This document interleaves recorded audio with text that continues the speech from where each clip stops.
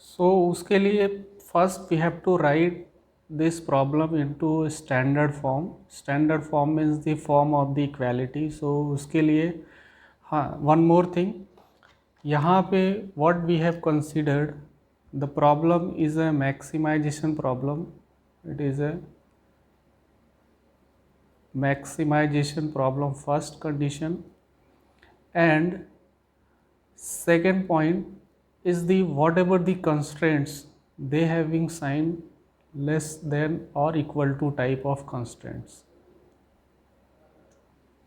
सो इस particular problem में हम कौन सा केस डिस्कस कर रहे हैं? So we are discussing maximisation.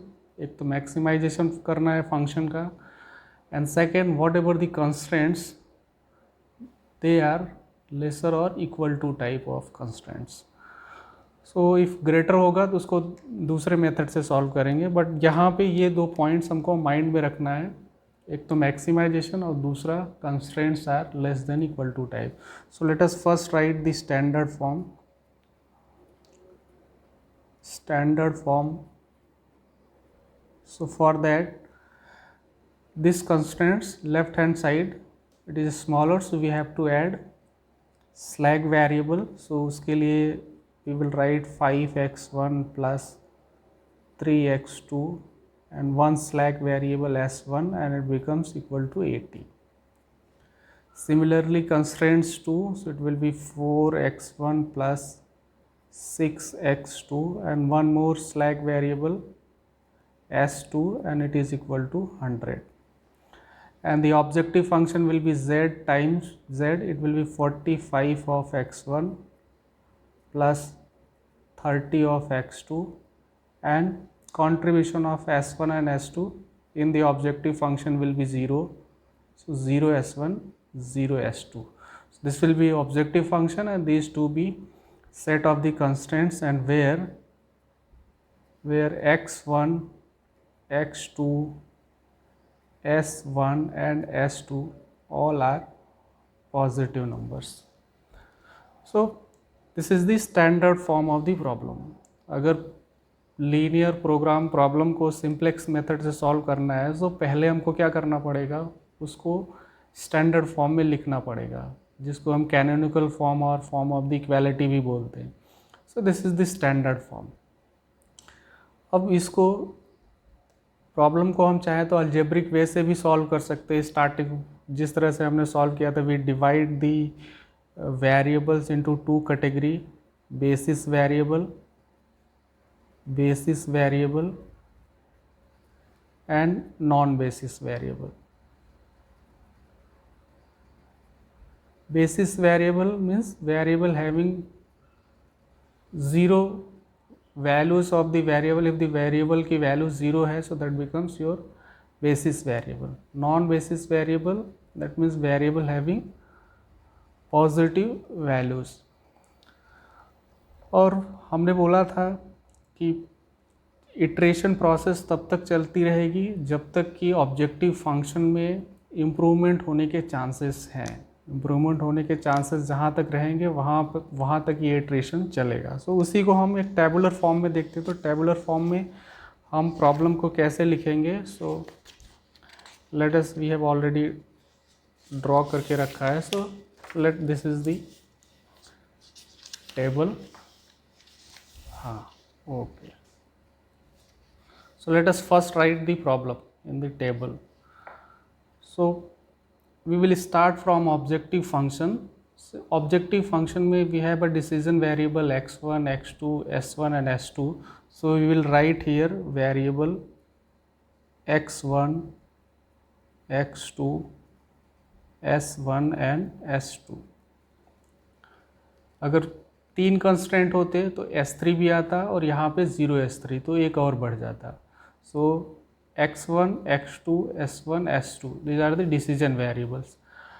Let us write the objective function. So we will write 45 of x1. So 45 को यहाँ पे लिखेंगे 45 of x1, 30 of x2, 0 of x1 and 0 of the x2, 0 of s1 and 0 of s2. Let us write the first constraints. So for 5x1, so we will write in the here, so it will be 5x1, 3x2, 1s1 and s2 नहीं है, so we will take as a 0 of s2 and here right hand side is 80. So अभी देख लेते हैं क्या है ये, this is your 80. Constraint 2, so it will be 4x1, 6x2. यहाँ पे s1 नहीं है, so we will take as a 0 s1, s2 is 1 and the right hand side is 80. So this is, let's draw a line because calculation में थोड़ा सा problem ना हो. So we have drawn, okay, हाँ अभी देखते हैं this particular column. Here we will write, this is for your basis variable,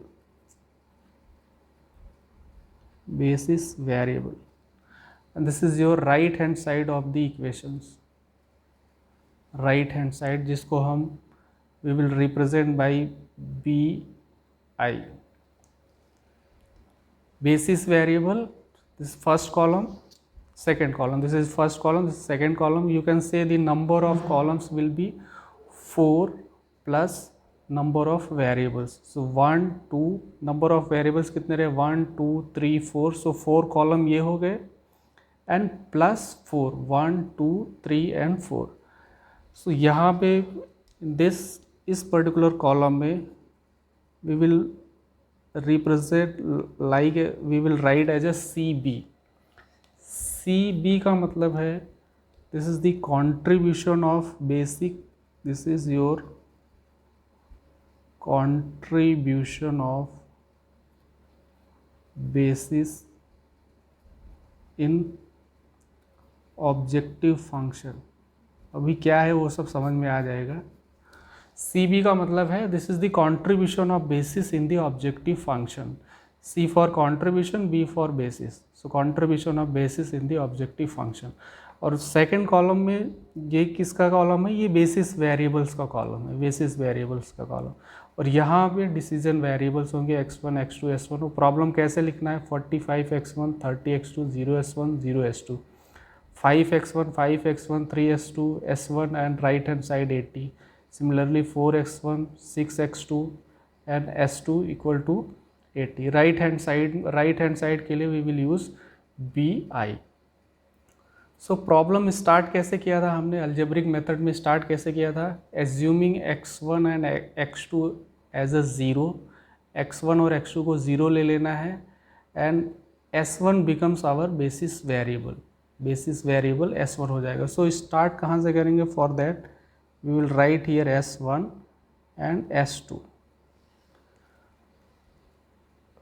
starting में x1 और x2 को क्या लेना है, 0. सो x1 and x2 that becomes non basis variable. Non basis variable में 0 0 हो गए and s1 and s2 that becomes our basis variable. So basis variable को हमने यहाँ पे लिख दिया s1 and s2. And CB का मतलब है now look the contribution of s1. So objective function में s1 का कंट्रीब्यूशन क्या है, सो ऑब्जेक्टिव फंक्शन में s1 का कंट्रीब्यूशन है 0. So here we will write 0. Contribution of basis variable in the objective function. तो objective function में s1 का contribution है 0, तो we have written 0. Similarly s2 का भी contribution क्या है, 0. So this is the first iteration की preparation में इस तरह से values लिखनी है. अब start कैसे करना है, so for that starting के लिए again, so this is how we write problem in a simplex method. So calculation के लिए again यहाँ पे first we will calculate for a maximization problem Cj minus Zj. अभी ये Cj and Zj क्या है, तो Cj it is the contribution of decision variable in respective columns. C का मतलब contribution है, रेस्पेक्टिव कॉलम्स में कंट्रीब्यूशन कितना है. सो फर्स्ट कॉलम में कितना है 45, सेकंड में कितना है 30 and this 0 and 0. Z j क्या है, तो z j it is the multiplication of respective की कॉलम एलिमेंट्स, रेस्पेक्टिव की column elements and contribution. So अगर मैं यहाँ पे लिखूँ what is c b, let me write just, so what is c j, तो सी जे क्या है, it is the contribution, it is the contribution of individual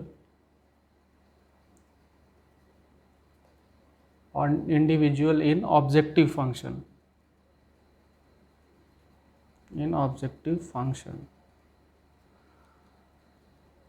and zj क्या है, zj it is the summation, एक तो summation है, सम करना है, किसका सम करना है, रेस्पेक्टिव की कॉलम एलिमेंट एंड कंट्रीब्यूशन।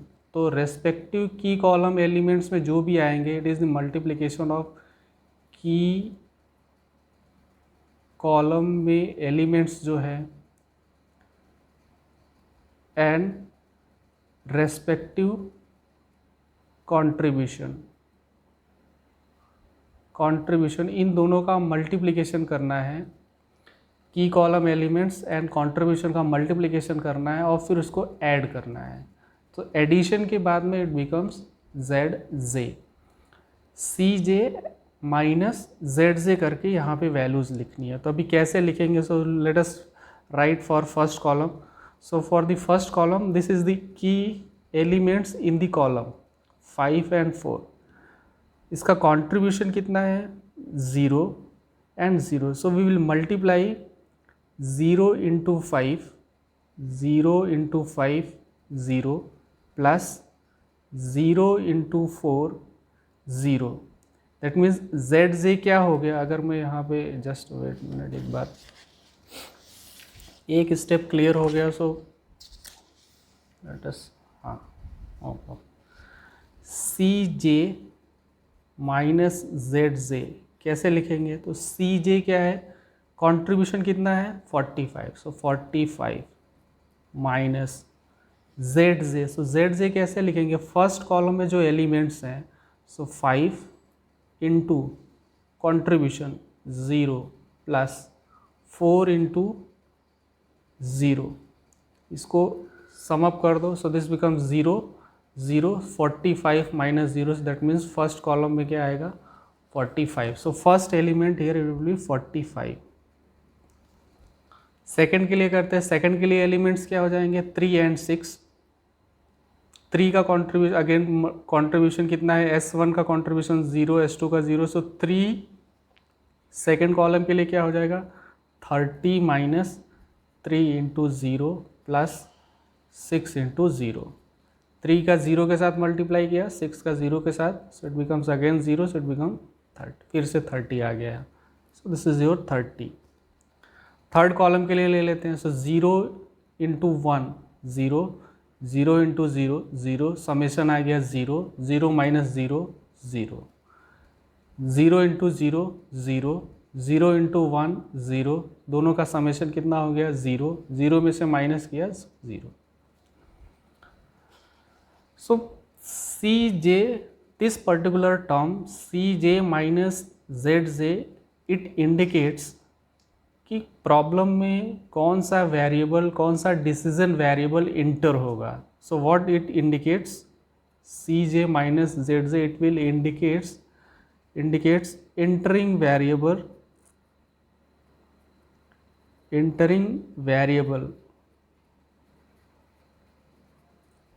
कौन सा वेरिएबल प्रॉब्लम में इंटर होगा वो ये डिसाइड करेगा, ये वैल्यूज़ डिसाइड करेंगे।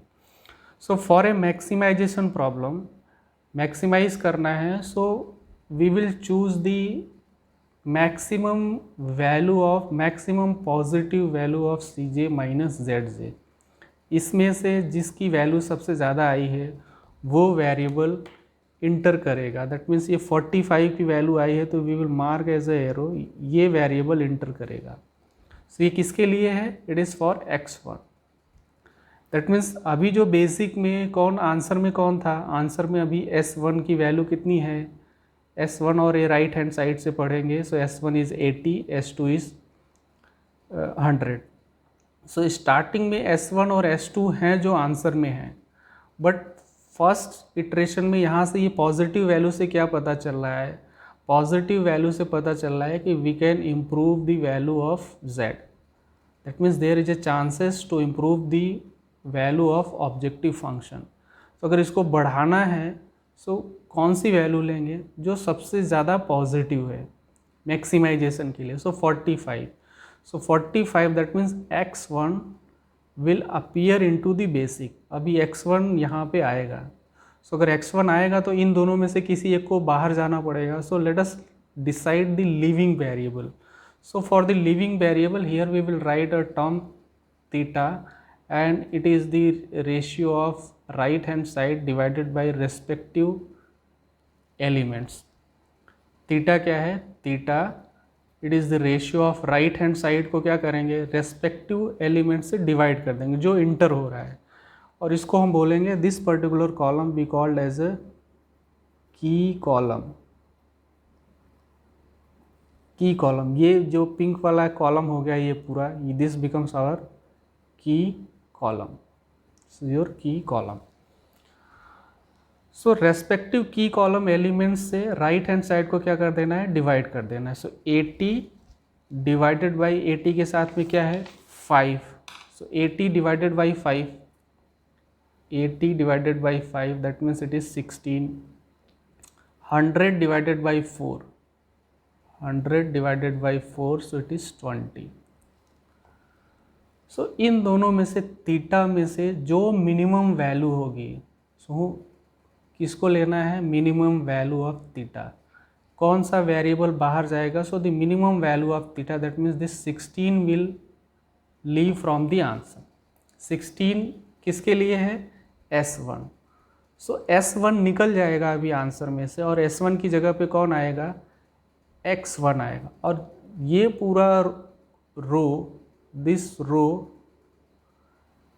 it is called as a key row, this we called as a this row element जो भी है इसको हम बोलेंगे दिस इज योर की रो। सो की कॉलम कैसे डिसाइड होगा, key column will be decided by highest positive value of Cj minus z से, ये मेरा की कॉलम हो जाएगा। And the minimum value of theta, इन दोनों में से मिनिमम कौन है 16, so minimum value of theta that becomes your key row. And the intersection of key and key column जहाँ पे इंटरसेक्ट करेगा, so this particular element 5 we call this is a की एलिमेंट, योर की एलिमेंट। ठीक है, क्या किया तो अभी तक हमने डिसाइड किया की कॉलम क्या है, सो की column that means highest value of Cj minus z से। की रो क्या है, मिनिमम वैल्यू ऑफ थीटा। अभी ये आया कैसे, तो 5 इंटू 0, 4 इंटू 0 को ऐड किया और 45 पे से माइनस किया, सो 45 इस तरह से we have written Cj minus z से। And for theta right hand side को रेस्पेक्टिव की कॉलम एलिमेंट से 80 divided by 5, 100 divided by 4, so that will give you theta. Minimum theta will decide the leaving variable and highest Cj minus Zj it will decide the entering variable. So second iteration में क्या होगा, this is the first iteration. So S1 की जगह पे S1 बाहर निकलेगा और इसकी जगह पे कौन आएगा, so we will write X1. X1 आ गया किसकी जगह पे, S1. So the new value of this element now it will change. So change कैसे होगा, we will divide entire row, इस पूरी रो को की एलिमेंट से डिवाइड कर देना है। So 5 डिवाइडेड बाई 5 x1 के लिए, हाँ 5 divided by 5 1, 3 divided by 5 that is 3 over 5, 1 divided by 5 it is 1 over 5, 0 divided by 5 0, and right hand side 80 divided by 5 so it is 60। ठीक है, न्यू वैल्यू ऑफ एलिमेंट्स। अभी ये जैसे ही हमने decide किया this is the key element, so key row को की row को की एलिमेंट से डिवाइड कर देना है। सो 5 divided by 5, 3 divided by 5, 1 divided by 5, 0 divided by 5, 80 divided by 5। और S1 की जगह पे कौन आ गया, अभी S1 की जगह पे X1 आ गया। So this is the first value of. Second में we will write S2। So S2 की भी वैल्यू अभी चेंज हो जाएगी। So how we will write that S2? So for that let me draw a line. So this is the calculation for second iteration. So second iteration के लिए calculation के लिए क्या किया हमने कि एलिमेंट से पूरी रो को डिवाइड कर दिया। So we got the new value of respective row. सो S2 के लिए क्या करना है? सो S2 की ओल्ड वैल्यूज़ क्या है? S2 की ओल्ड वैल्यूज़ है 4, 6, 0, 1। So if I right here, late me right here, old values क्या है? 4, 6, 0, 1। ये ओल्ड वैल्यूज़ है S2 की। अभी ये वैल्यूज़ यहाँ पे चेंज होके लिखनी है, लेकिन चेंज होके कैसे लिखेंगे? उसके लिए we will take the help of identity matrix. Identity, let me write the new value of x1। So new value of x1 1, 3/5, 1/5 and 0। Look here, यहाँ पे क्या हो रहा है? जब S1 और S2 हैं, सो यहाँ पे एक आइडेंटिटी मैट्रिक्स बन रही है 1 0 0 1। S1 और S2 के बीच में, S1 और S2 के बीच में यहाँ पे एक आइडेंटिटी मैट्रिक्स बन रही है। S1 और S1 कॉलम में 1 पड़ा है और रेस्ट एलिमेंट 0 है। वैसे S2 और S2 रो और S2 कॉलम में क्या है वैल्यू? 1। S1 रो S1 कॉलम में वैल्यू क्या है? 1। और रेस्ट एलिमेंट्स क्या है? 0। वैसे यहाँ पे यहाँ पे देखो अगर, तो यहाँ पे कौन आंसर में है? X1 और S2। सो X1 रो और X1 कॉलम, ये X1 का कॉलम है, उसके इंटरसेक्शन पे क्या पड़ा हुआ है? यहाँ पे 1। तो यहाँ पे वैल्यू 1 है। और दूसरा आंसर है S2। तो S2 में क्या वैल्यू है? 0। सो 1 एंड 0। दैट मीन्स इस पर्टिकुलर कॉलम के लिए S2 और S2 में क्या आना चाहिए? यहाँ पे 1 आना चाहिए फॉर आइडेंटिटी मैट्रिक्स। हमने बोला था कि हर एक केस में सिंप्लेक्स मेथड में you will always find the identity matrix. So identity matrix इसके बीच में होगा बेसिस वेरिएबल। सो x1 और x1 का एलिमेंट 1, दिस इज 0। सो यहाँ पे आना चाहिए 0, यहाँ पे 0 आना चाहिए और यहाँ पे 1 आना चाहिए। ओल्ड वैल्यूज़ में क्या पड़ी हुई है? 4, 6, 0, 1। ओल्ड वैल्यूज़ ये है 4, 6, 0, 1।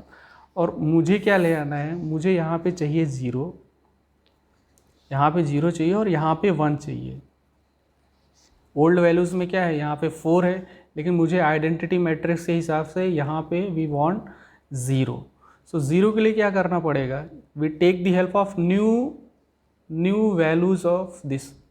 जो नई वैल्यू आई है उसका हेल्प लेंगे।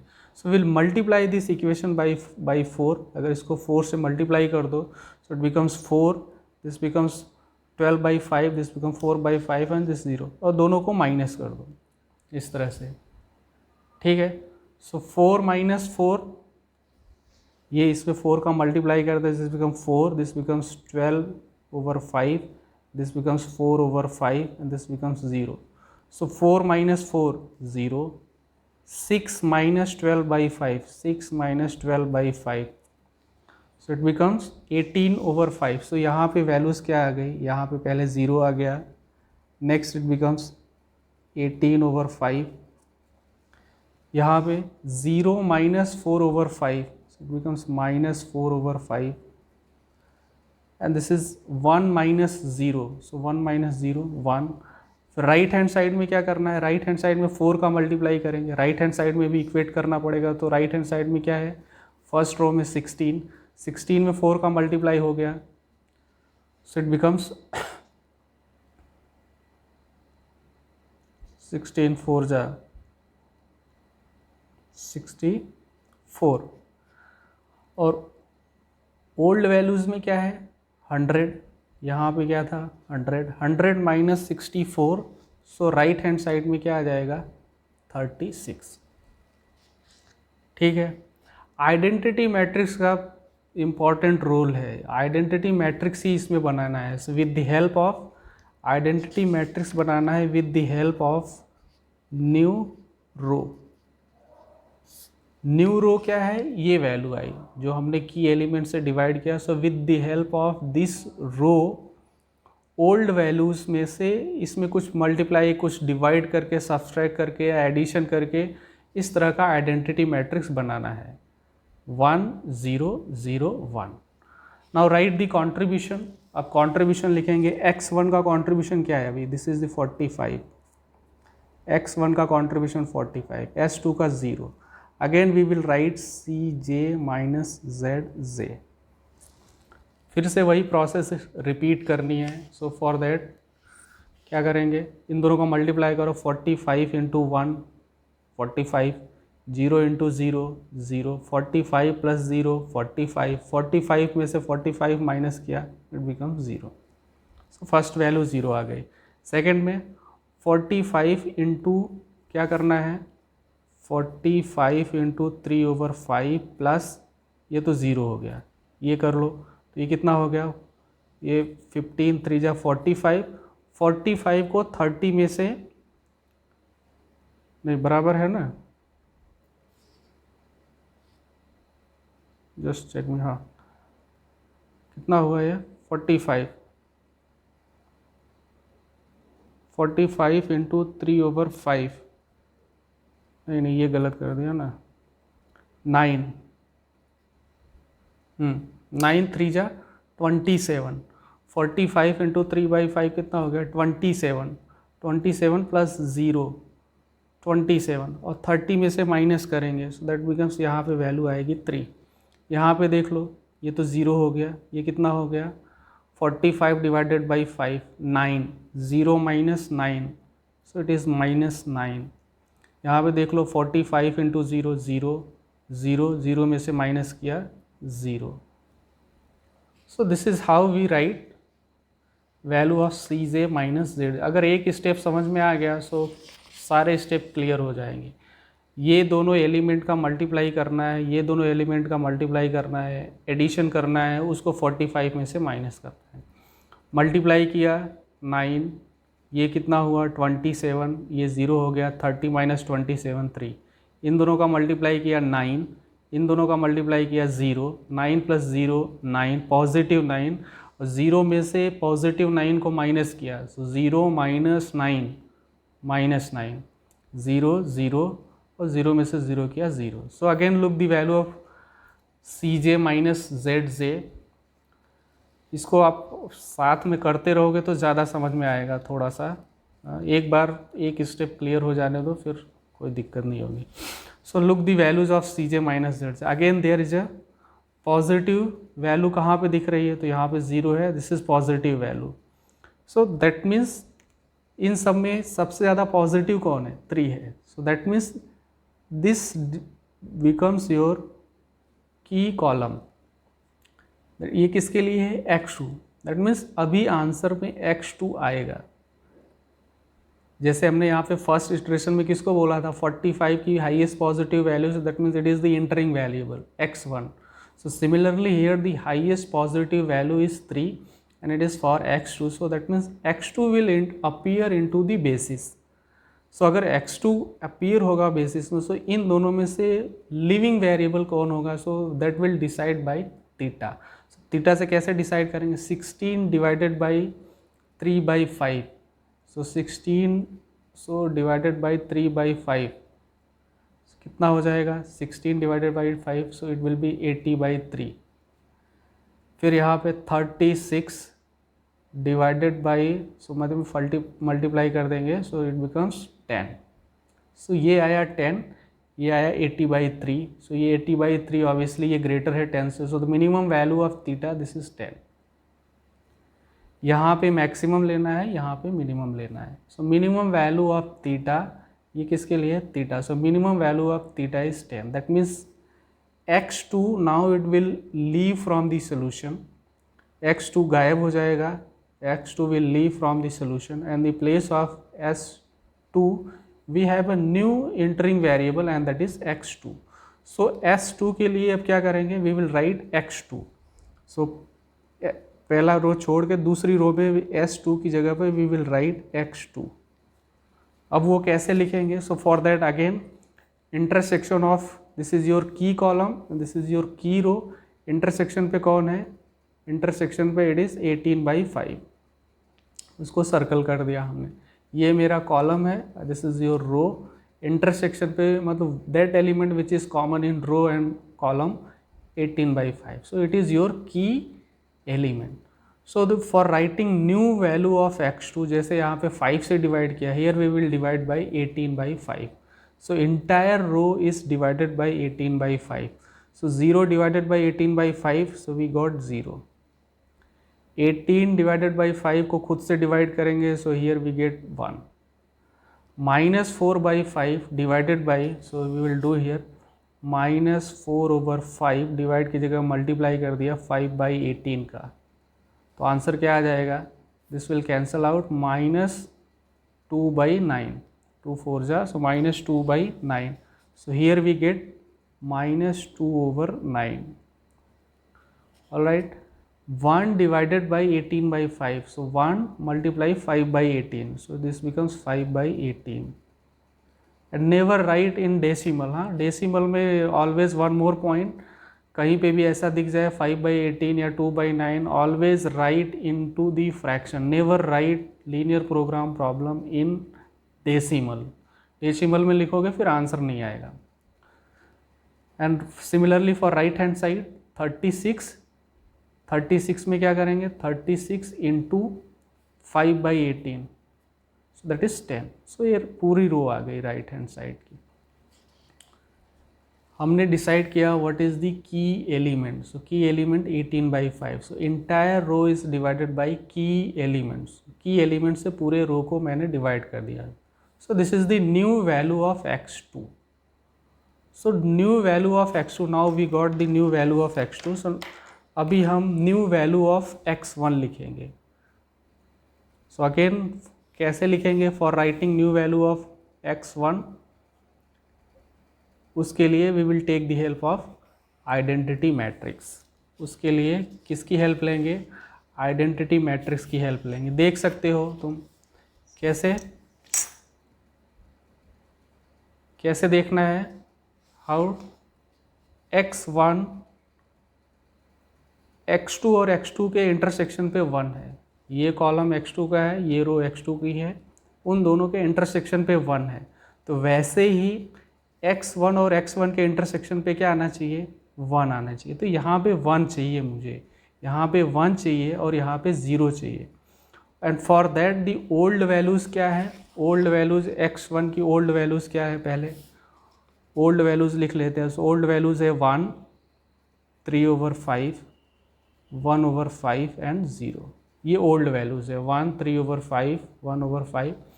न्यू रो क्या आया है, सो न्यू रो ये पिंक से लिखा हुआ है, this is the new row. So this is 0, 1, -2/9 and 5/18. And from the identity matrix मुझे क्या चाहिए, यहाँ पे मुझे 1 चाहिए और यहाँ पे 0 चाहिए. यहाँ पे मुझे 1 चाहिए और यहाँ पे मुझे 0 चाहिए. For that what I will do, I will multiply this new row. इस न्यू रो को अगर मैं 3/5 से मल्टीप्लाई कर दूँ, इस पूरी रो को 3/5 से मल्टीप्लाई कर दूँ और फिर यहाँ पे सब्सट्रैक्ट कर दूँ, सब्सट्रैक्ट में माइनस कर दूँ, this minus, this plus and this minus. So यहाँ पे क्या आ जाएगा, 1 into 3/5. So 1 into 3/5, 3/5, 3/5, that becomes 0. Automatically यहाँ पे 0 आ गया. So by multiplying 3/5 we can get, यहाँ पे वैल्यूज़ क्या आ जाएंगी, यहाँ पे 1 आ जाएगा, यहाँ पे 0 आ जाएगा. So let us do that. For that we will write here x1. सो यहाँ पे तो ऑलरेडी 1 आ गया, दिस इज योर 1. इस रो को 3/5 से मल्टीप्लाई किया, 3/5 से मल्टीप्लाई करेंगे, वी गॉट द वैल्यू 0. यहाँ पे 3/5 से मल्टीप्लाई करेंगे, सो 1/5 प्लस 2/9 इंटू 3/5। 2/9 को 3/5 से मल्टीप्लाई करो, so it will get 1/5 plus 6/45।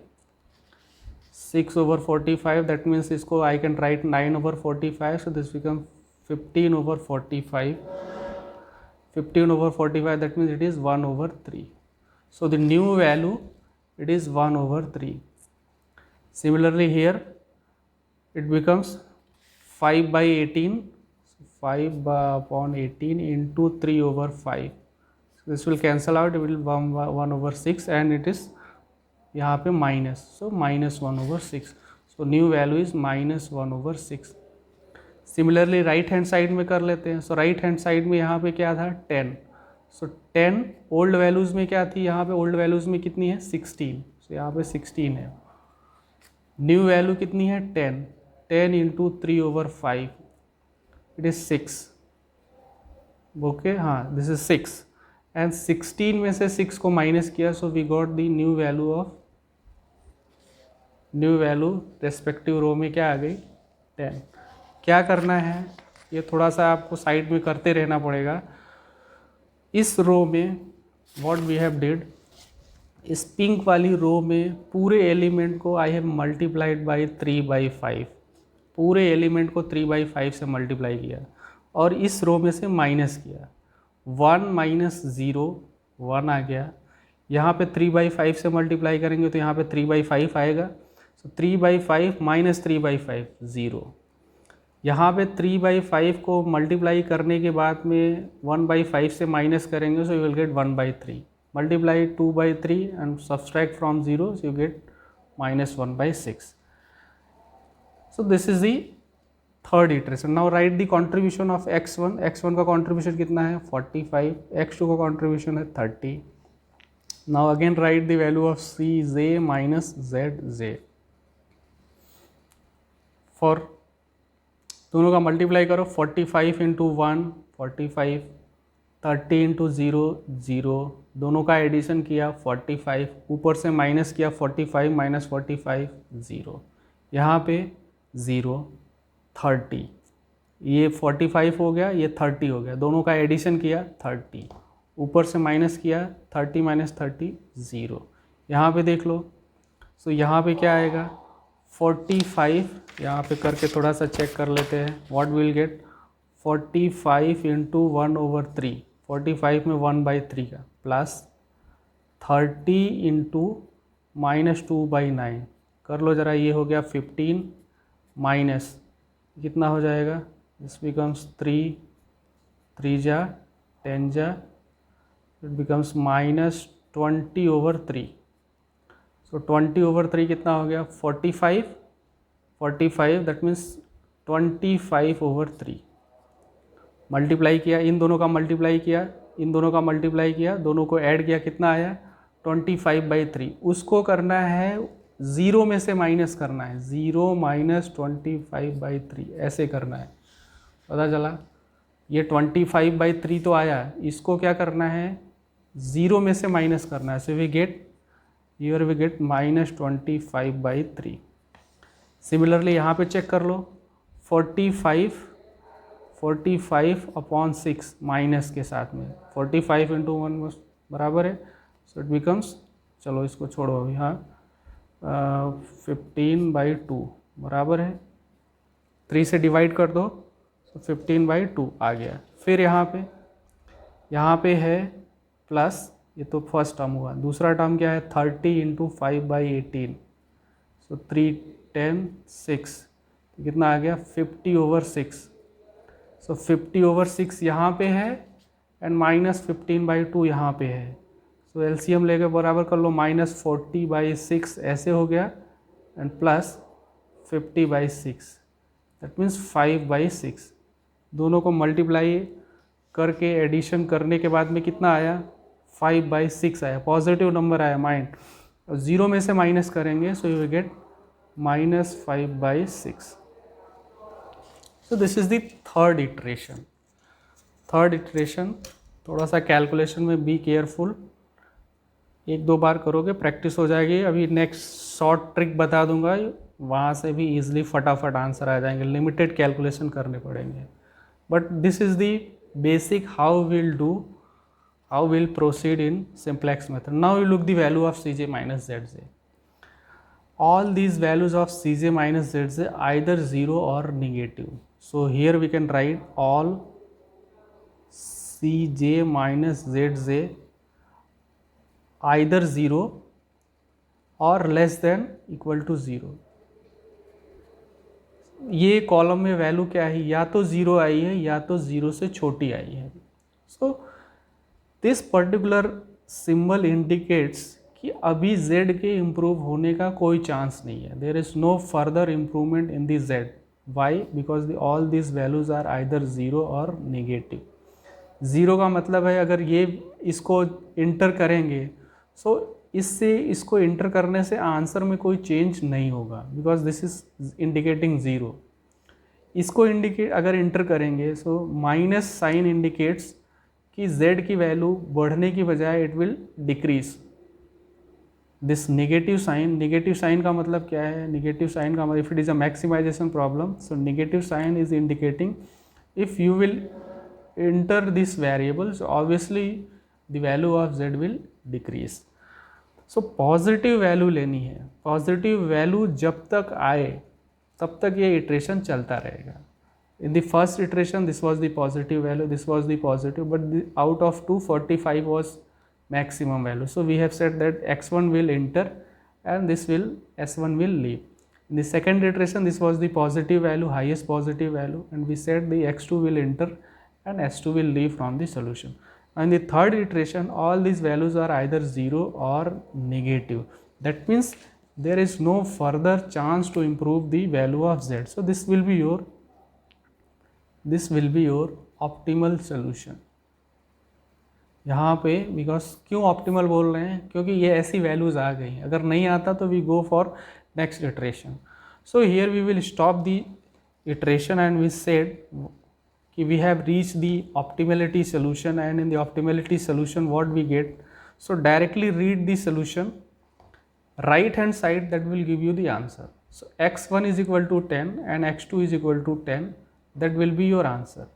So x1, let me write here, x1 is equal to 10, x2 is equal to 10. So this will be your value of x1 and x2 for which z will be maximum. And what will be z max? So for that you multiply contribution to right hand side. Contribution में जो पड़ा हुआ है उसको right hand side से multiply कर दो. So we get z max. So for z max 45 into 10 450 plus 300 plus 10 300 into 10 so 300 30 into 10 sorry 30 into 10 300 45 into 10 450 so it becomes 750. So the final answer what? Final answer will be x1, x2, and this will be your z max. So this will be your final value of z max. So this is little bit, थोड़ा सा starting में एक दो problem practice करेंगे, you will get easier, comfortable हो जाओगे. Concept क्या है? कॉन्सेप्ट यही है, z लिखने आना चाहिए पहले. z कैसे लिखेंगे? मल्टीप्लाई रेस्पेक्टिव की column element to the contribution. 5 into 0 0, 4 into 0 0 और 45 में से माइनस करना है. This is your cj. ये cj इस कॉलम के लिए है, 0 इसके लिए है, इस कॉलम के लिए 0 है. And the minimum value of theta that will leave from the solution, and the maximum value of Cj minus Zj that will enter into the solution. And if the problem is the maximization, remember again we have discussed this particular situation for a maximization function. अगर minimization होगा so there will be change in the concept थोड़ा सा change होगा. But if the maximization, so highest value of Cj minus Zj that will enter into the solution, and the minimum value of theta that will leave the solution, and the iteration will continue till we have all the values of Cj minus Zj either 0 or negative. जहाँ पे भी ये condition satisfy हो जाएगी, we will stop the iteration and say we have reached the optimality table, and the right hand side that will give you the value of decision variables, and you multiply by contribution for getting the maximum value of z. Table के लिए again you have to maintain this identity matrix. अगर आप इसमें if you notice कि कहाँ कहाँ पे identity matrix आ रहा है, सो S1 S2 में एक आइडेंटिटी मैट्रिक्स बन रहा है 1 0 1 0 0 1 S1 S2 में. सिमिलरली X1 और X2 में बन रहा है X1 और S2. सो X1 में यहाँ पे 1 है 0, इसका अपोजिट यहाँ पे लिखा हुआ है, इन दोनों का अपोजिट लिखा हुआ है 1 0 0 1. X1 X2 में यू कैन सी हियर, यहाँ पे चेक कर सकते हो कि यहाँ पे क्या बना, यहाँ पे एक आइडेंटिटी मैट्रिक्स बना. 1 कहाँ पे आएगा, तो 1 कहाँ पे आएगा, X1 और X1 के इंटरसेक्शन पे 1 है, X1 और X1 के इंटरसेक्शन पे 1 है. सो इस तरह से X2 एंड X2 के इंटरसेक्शन पे 1 and rest of the elements are 0. You can say S2 और S2 के इंटरसेक्शन पे क्या है 1, रेस्ट एलिमेंट में क्या है 0. So in that way you can find the value of you can solve this linear program problem by simplex table. So you do इसको थोड़ा सा अपने साइड से प्रैक्टिस करो, then you will be comfortable with in the calculation. Process easy है. We will do a short tricks in the next video to solving linear program problem. Thank you.